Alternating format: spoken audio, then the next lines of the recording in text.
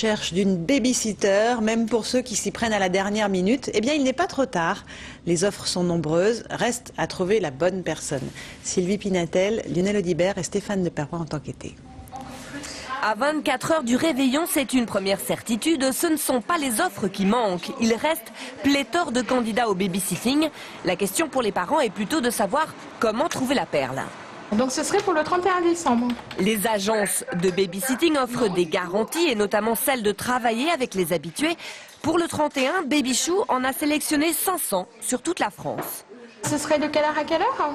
Au bout du fil, une maman de 2 enfants en bas âge.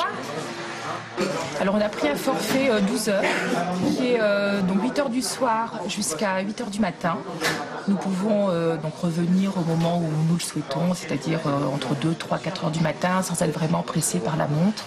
C'est un forfait nuit pour 160 €, 50 pour l'agence, 110 pour la nounou, un tarif qui motive les candidatures. Généralement, les parents rentrent, sur Paris, ils rentrent avec le dernier métro ou à 1 heure du mat maximum, donc c'est plus du 50 €, 60 €. Oui.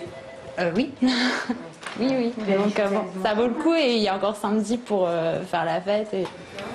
C'était bonjour. Un tarif exceptionnel donc pour une soirée spéciale, néanmoins rédhibitoire pour beaucoup de parents qui n'appellent qu'en dernier recours. En fait, ils cherchent toujours des solutions personnelles. Et puis, au dernier moment, quand ils se rendent compte qu'ils n'ont pas de solution personnelle, ils font appel en dernier recours à une agence.